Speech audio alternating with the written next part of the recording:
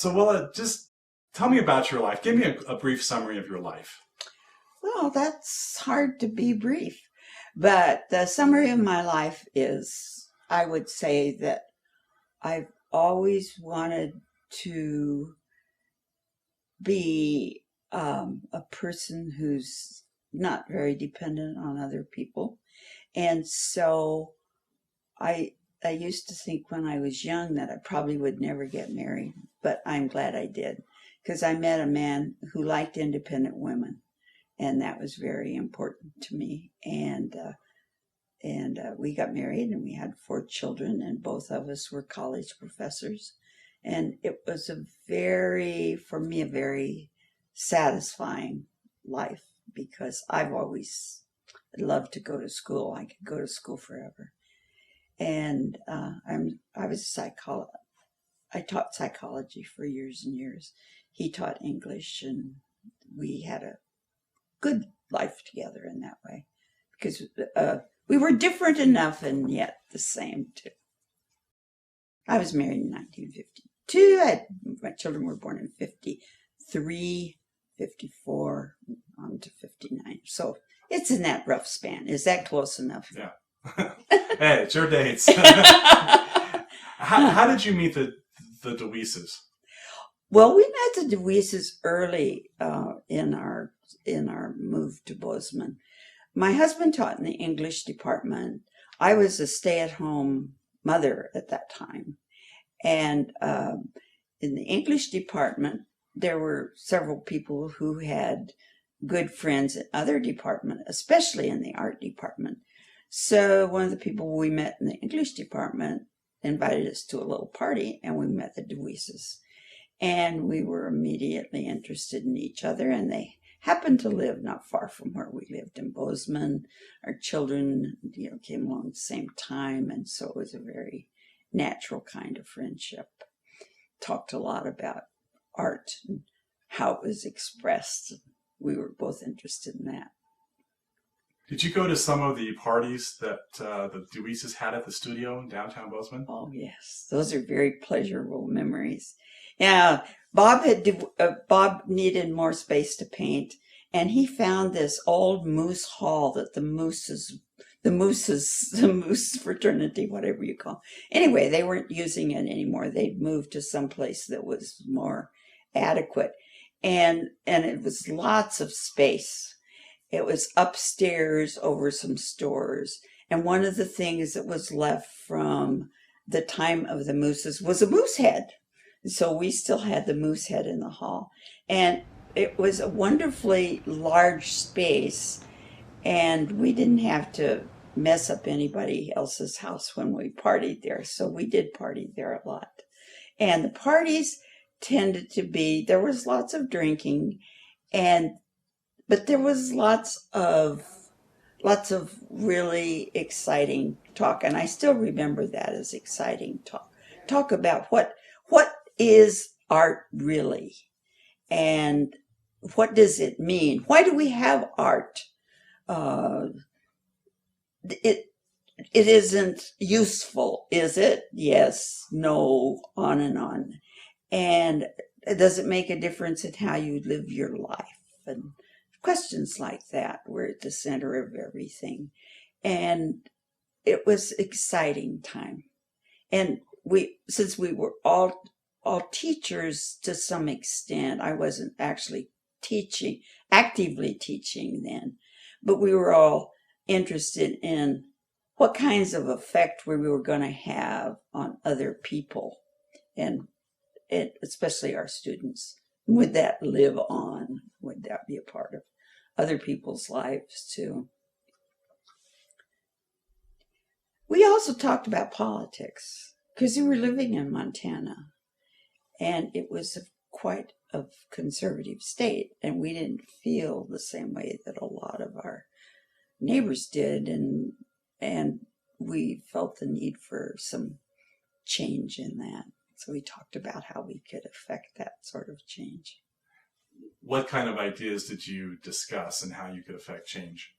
Well, one of the things that we talked about ways of affecting change was that we needed to help people see that they didn't have to do things the same way they'd always done things. And how could we manage to do that through teaching them?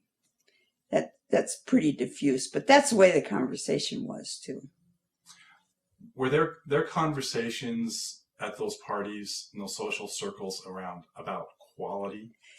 There did become to be that was a central thing, because we did know Bob and we heard him talk a lot. And even before we heard a lot of talk about quality, even before he wrote the book. And it happened that my husband was the director of the freshman English classes. And he had a system that he had adapted from what he was, the way he was taught English, that it should be all through as much writing. People should not hear about what it is like to write. They should write. And so he had his students write an essay and turn it in, and then he would grade it until he came to the first mistake, and then he'd send it back to him, and then they'd have to write some more. So he had all of this interest in getting a lot of writing done. After we met Bob and talked, and he began to talk about quality, both of them realized that that's a central thing that Jack, my husband, had never said. I want quality in the writing, but he was assuming that was going to exist in the writing, but he was being the only judge. And the way Bob taught his courses, he had other students judge the quality too. But quality as a characteristic of everything in life was under examination in these conversations always. It ran as a thread through all of it. Was that a reflection of discussions that were occurring wider across the United States or Montana, or was that just a common thing, or was that just something that was kind of going on within this community? I really don't know the answer to that. But it seems to me, in my life, that we may not have called it quality in the same way. But it's one of the things that when we went back to graduate school, my husband and I both went back to graduate school later on. And when we went back to graduate school, in graduate school, there was a lot of talk about quality. And even though it wasn't in those same terms. But it was, the essence was the same. If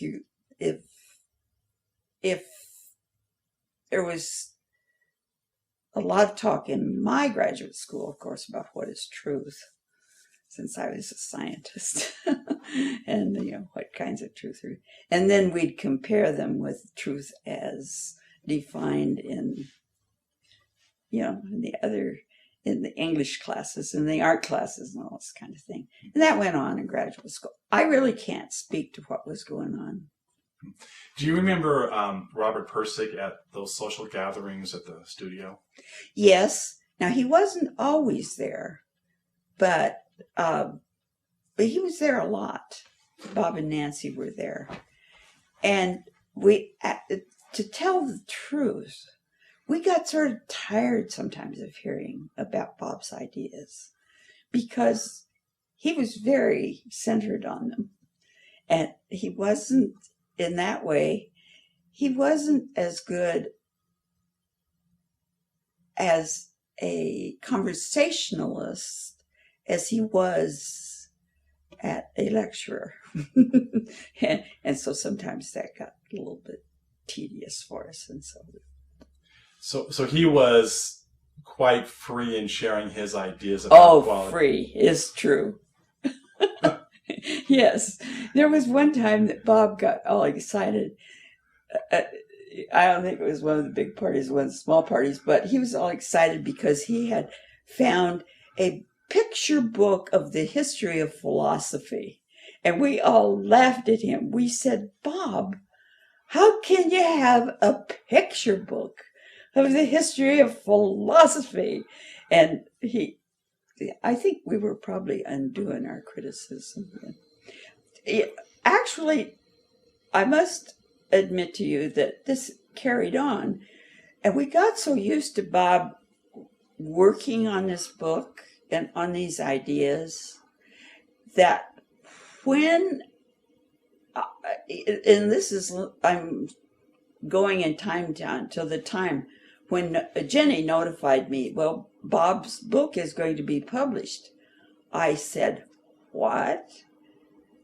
It's actually going to be published. Somebody is going to publish that stuff, because we'd heard so much about it that it had become not so exciting to us. But we had no idea about what the other part of what he had done in that book was going to be like. Then, once I'd read it, I got a feel for some of the magnificence of it. Did at those social gatherings, those parties, did it seem that Robert Pirsig was more trying to influence the group, or do you feel that that social gathering, was playing an influence with him? That's a very interesting question. I think the larger part was he was trying to influence us. But I think it wasn't just influence us. I think he was using us as a sounding board. He was testing ideas. He was testing ideas. Mm-hmm. I think that probably was a much more important part of it. Were there any other impressions about Pirsig at the time? Was he liked? Was he a nuisance? How would you characterize the general perception of him? He was liked and not liked. And one of the things that made him not liked is we were all very fond of Nancy, his wife. And we felt that he was not fair to Nancy in that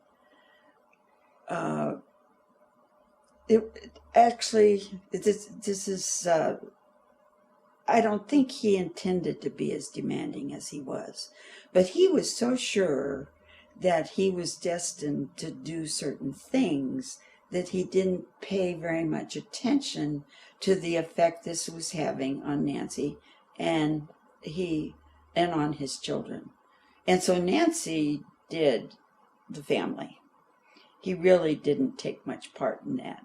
And we were in a group where I think, in many ways, we were ahead of our times. The fathers in this group of people that I'm talking about were fathers who did their share. And Bob didn't do his share on that.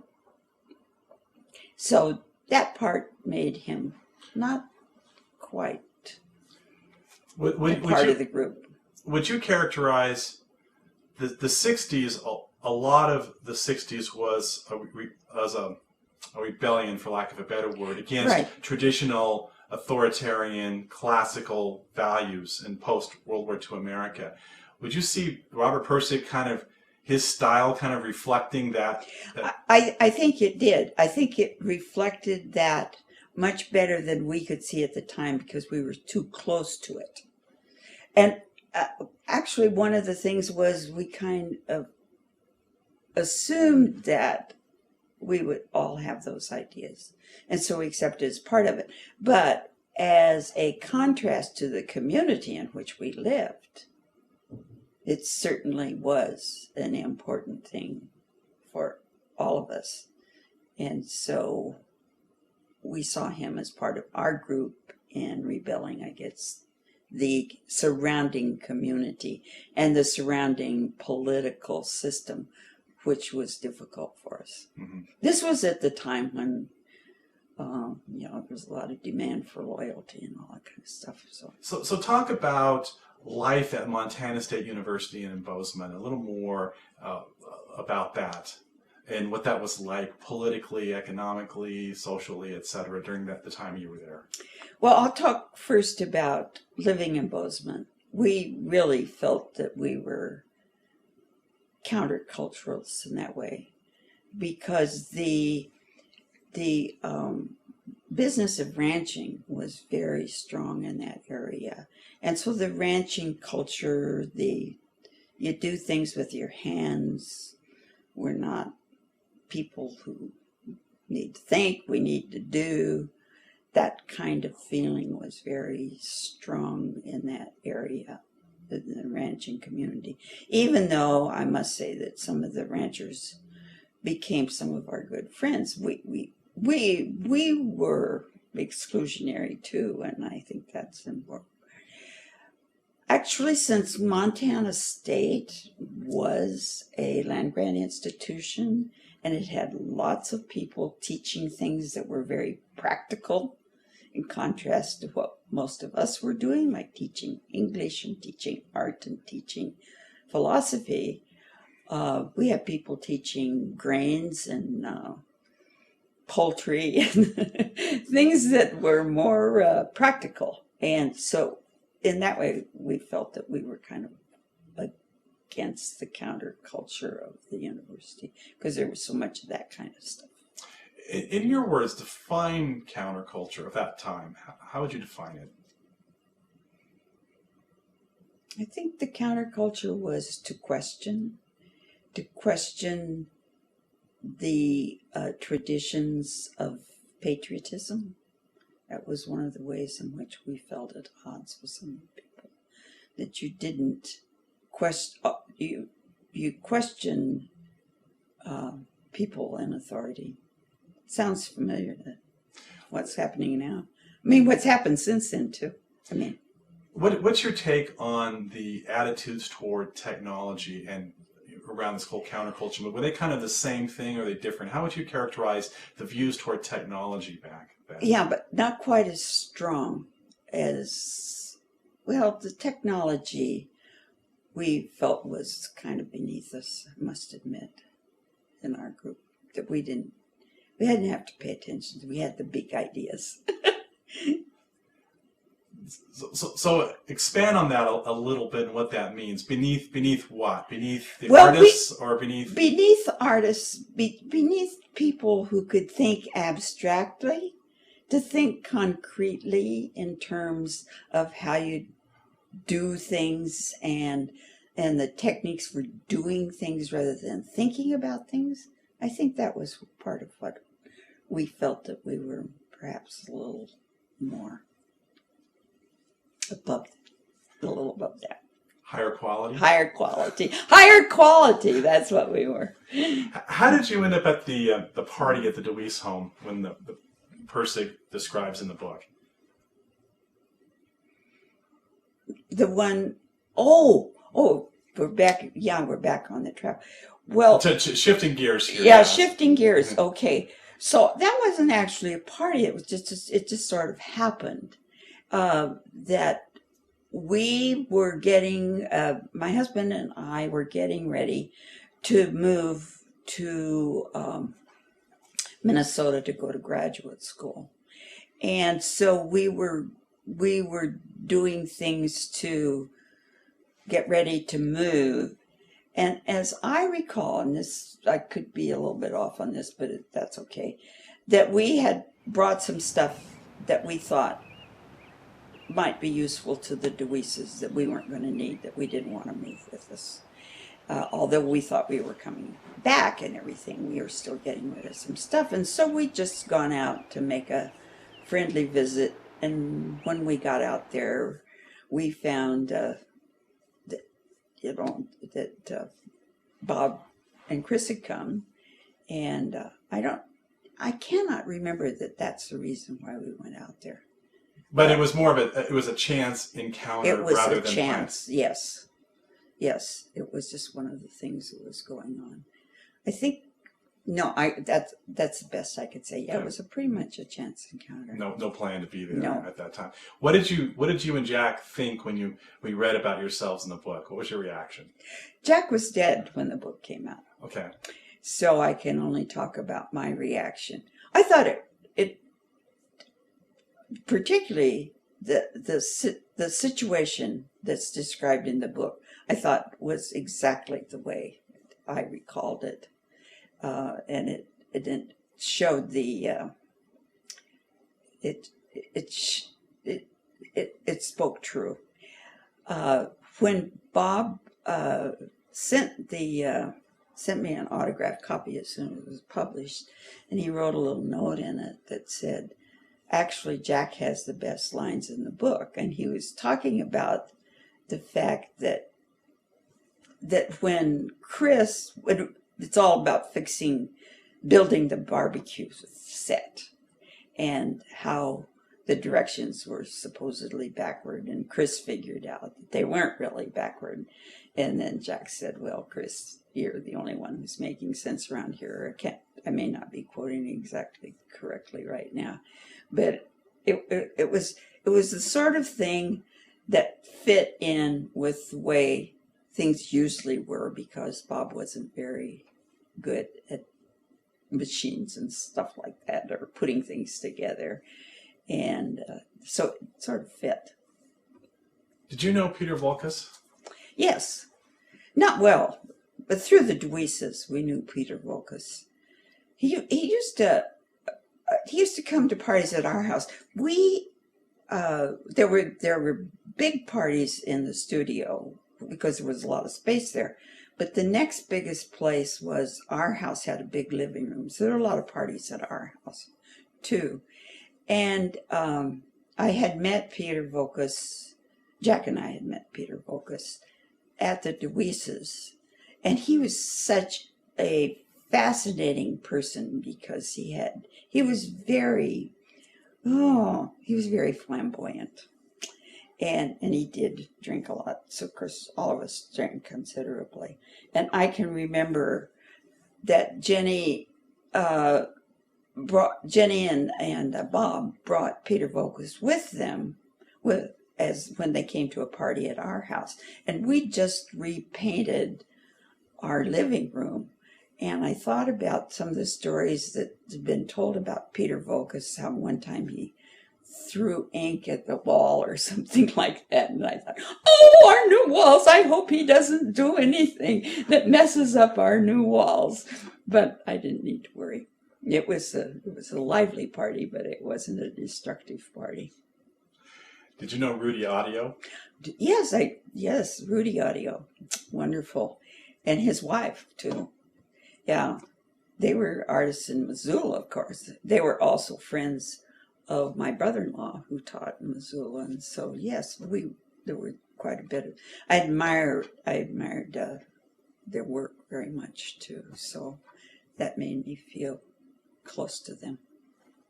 So it was a real art community. Yes, it was. And it went beyond Bozeman. Would you consider that one of the highlights of your life, that period of time? Yes, I would. I felt very alive, and I felt that I was living in such a way that I was pretty true to myself, and I wasn't compromising in what I was doing. And it was a high point in mine. And that I had the friendships that we had then were very good. They were centered, a lot of them were centered on all the family things. We camped together. Camping, you can't camp with other people and not get to be really close friends. And so there was this combination of living in very beautiful country. Bozeman is a beautiful place to live. And being able to experience the natural world, and also have these great friends who were helpful and exciting to talk to. It was a pretty potent combination. How would you describe Bob and Jenny DeWeese?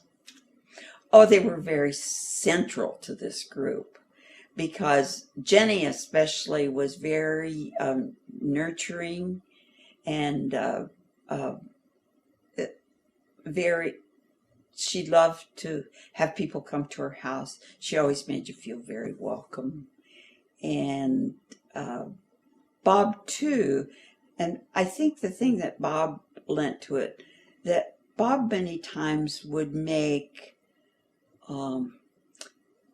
remarks that seemed strange when he made them, and then you'd realize that he was thinking a little bit differently from the rest of us, and it helped perk up the conversation and the thought about what we were doing. Yeah, they were important, very important. That seems that thinking differently seems to be how Robert Pirsig described him.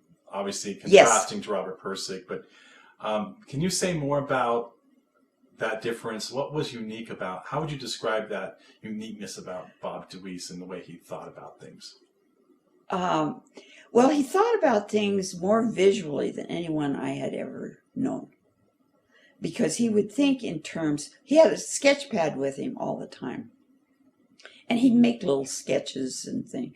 But he was also thinking, even as he was in a conversation, he was thinking about the physical situation. And that made him, that was interesting in him. And he also was a very sensitive man. He would pick up feelings sometimes that the rest of us might not have picked up. Very sensitive. He was a real artist. Yes. Real right-brainer. Yes. Jenny was too, but she also was running this household. So you can't, those things kind of interfere in a way with each other. She'd always stop, though, to have fun. Do you think that that little art group in Bozeman at that time, did you see that them being at all influential in Montana and the region at all, and as it evolved politically? I think so. There was another group that my husband was involved in that had to do with the history of Montana and how history was interpreted. And I think of those things as similar in some ways, because these history people were making their influence in Montana. And then the truly outstanding artists, that there have been more outstanding artists that came from that time at Montana State. At least it seems, in my opinion. But the ceramicists were wonderful. So it was a very fertile time. Did Jack, when the author mentioned going to Idaho or Boise to teach, was that to Boise State University? Yes. Well, it wasn't at the time. It was not Boise State. It was still University. college. It was Boise State College. It was first. We got there the first year. It was a full 4-year school. So it had been Boise Junior College. We went there. It became Boise College.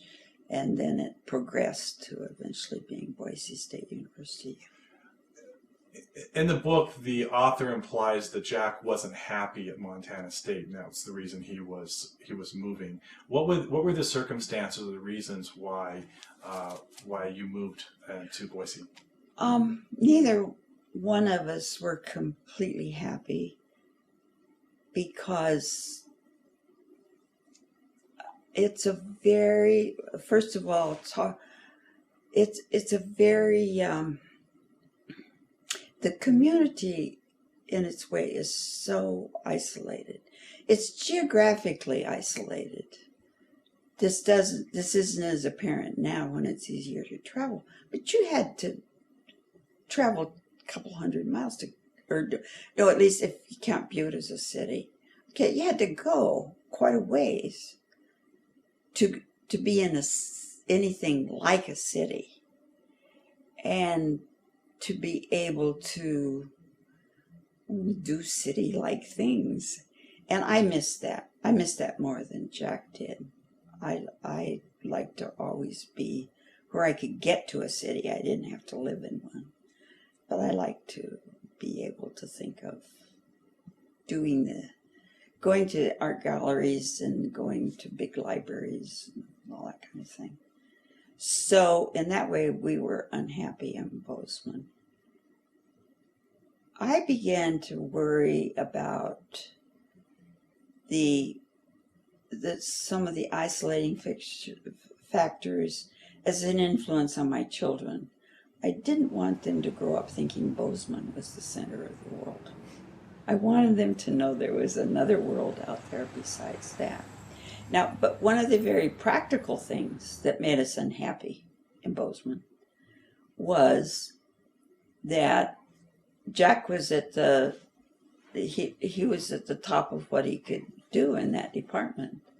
He was never going to be anything but an instructor because he only had a master's degree, and other people had PhDs, and I was never going to be anything but part-time in the psychology department. And it just seemed a dead end as far as professional stuff was concerned. Jack, my husband, was writing quite a bit, but nobody was paying attention to it a whole lot, especially not within the department. He was considered a very good teacher, but he was teaching mostly freshman English. And even though he had some exciting ideas about that, that's kind of limit on what you want to do in the world, is to teach freshman English all your life. Robert Pirsig described Montana State as, I think he called it like a teaching college or a teaching university. Was that accurate? I think it was. I think, especially in the departments we were in. See, let's take the English department specifically. That's a service department. You don't exist to be a department except to serve the important people, like the people who are getting degrees in forestry and ag econ and things like that. They're really a big part of the college. And so all the things we did were service to other departments. Yes, I think in that way it was very much that way. Tell me, you went from Bozeman to Boise to Minneapolis, right? What were the... No. We went... It's back and forth because we were working on our PhDs in Minnesota. And so we kept a home in Bozeman for many years, even though we were back there doing it. And then after we'd gotten our PhDs, then we moved to Boise. Tell me your experience with the family in Minneapolis after the breakdown. What was that like? What do you remember about that period of time? Okay, well, so we were all there together. My husband and I were attending the University of Minnesota, and Jack was just finishing up his PhD there. Nancy and Bob had come to Minnesota partly because that's where Bob's family was, and partly because she had a good opportunity to work, I think at the St. Paul paper, I'm pretty sure about that. And it would make a good living situation for them. And so we saw each other when we were there. We'd have supper together. And when we were together, I can't remember that Bob's behavior was really a big problem. I guess we'd gotten used to the fact that he wasn't always as much a part of the group as, sometimes not as much part of the group. So what do you think about the overall success of the book and the story when that happened, it became this bestseller, you had a connection to it? Tell me what you thought about all that. I found it incredible. When Bob sent a pre-publication copy to Jenny, because of course they'd been more a part of the whole thing, sent a pre-publication copy to Jenny before it was actually published. It was in manuscript form. And it happened, this was after my husband died, but I had gone to visit in Bozeman. And it happened that I stopped to visit the DeWeeses right after she'd received it. And so she said, "Oh, Bob sent me a copy of the book and it's going to be published." And I thought, somebody's going to publish that. Well, when I went to bed that night, I took the manuscript with me. It wasn't the whole book. It was the first chapter. Pretty sure about that. Okay. I took this with me and read it before I went to sleep. And I thought, hey, this is really good stuff. This is incredible stuff. And it's the first time I think that I had seen him as producing something so worthwhile. And I believed it that night. I became a believer. I became a believer. Well, later on, then, he's, as I told you, he sent us all copies, and I read it, and I was quite overwhelmed. And I've read it several times, and in fact, I've used it as an accessory textbook in a class I taught on cognitive structure, cognitive development. That's what it was, and that was interesting again because having my students reading it, and I wanted them to be reading it in terms of what insights they got into kinds of thinking, but they were so taken by the personal story that's in the book that most of them saw it as a book about the personal story and the difficulties in it. So it made me realize, it really is an extraordinary book. And I've realized it in several ways many times since. There are many things about the book that I still... I think the whole little thing he wrote about stuckness, about how we make mistakes. When something's stuck, we just push at it harder instead of trying to figure out what made it stuck in the first place. All of a sudden I realized that this is a great truth. And here it is in this book written. And what I think is one of the geniuses of that book is the philosophical concepts. Many of them are in the philosophy books that I studied.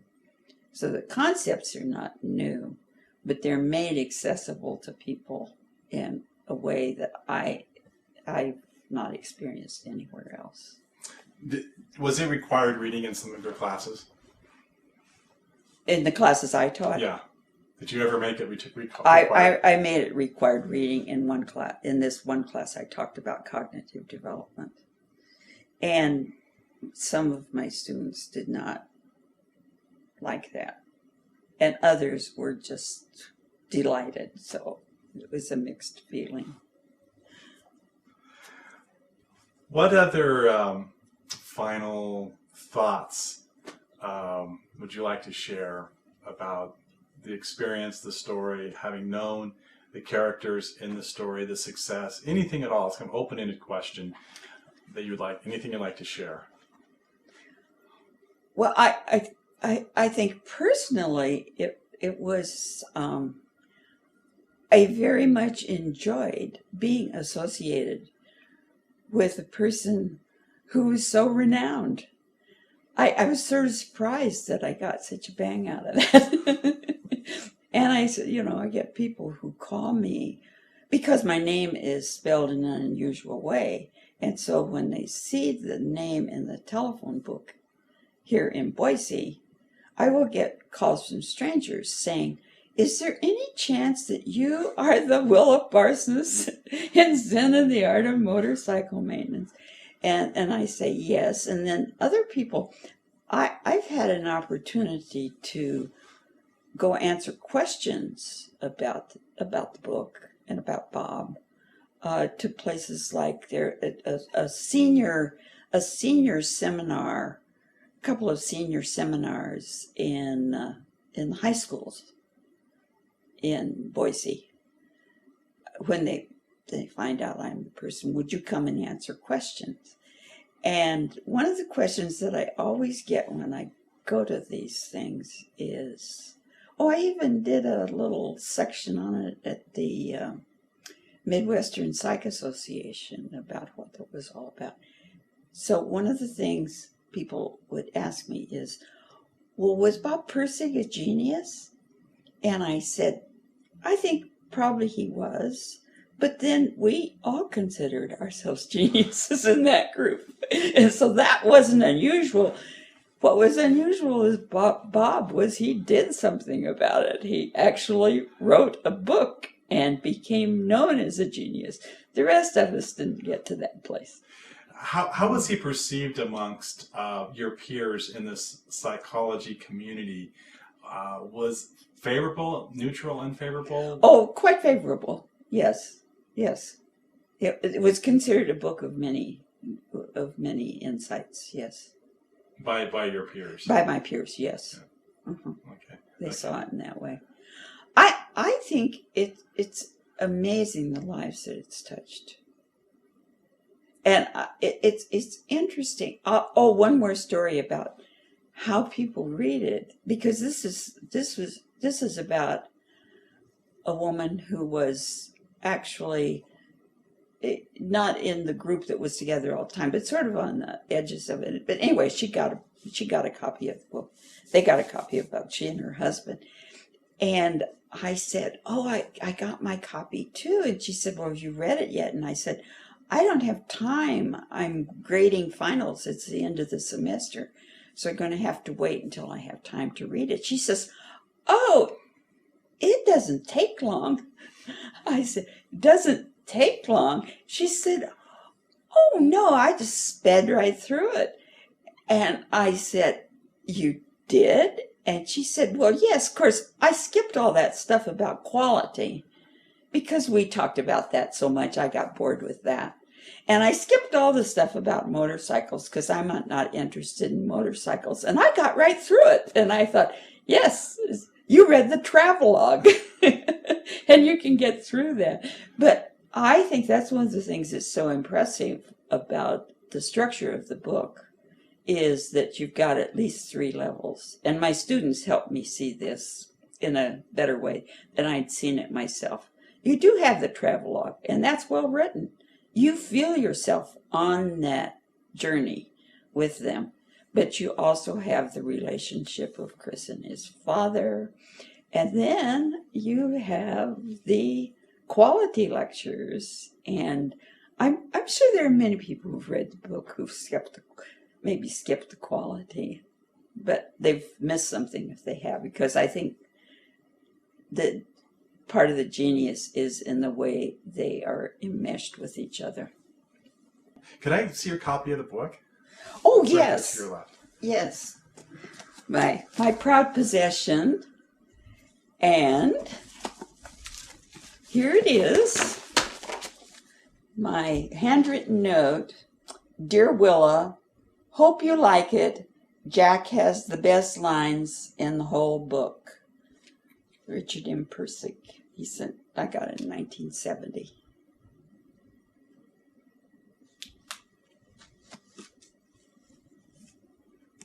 Not many people have hardback copies anymore.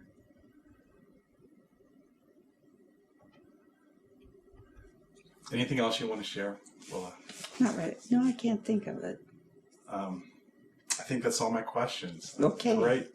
Excellent job. Could you just quickly kind of talk about the art you have in here from Oh, yes, I'd be happy to talk about that.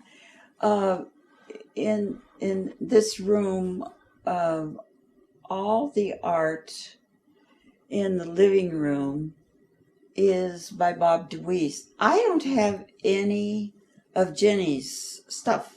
The kids have some of that, but I'm not even sure how that happened. So in this room we have the first painting that I acquired that was Bob's.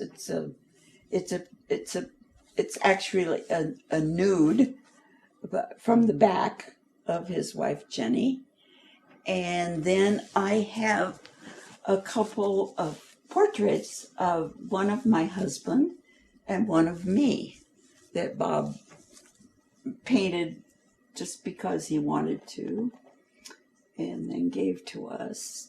And then the other painting that I bought, that actually I look back on it and I think I'm pretty sure I should have paid more for it than I did, because I think it's probably in some ways the most valuable. I mean, just in monetary stuff, because it was shown at an exhibition in Paris. And that painting is called New Year's at Jack's.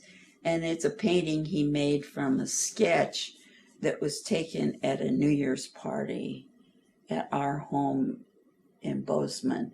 And it has some of the feeling of the room, and then there are 4 people in the, another couple, and my husband and I are portrayed in it in typically DeWeese fashion. I'm very, very fond of that painting.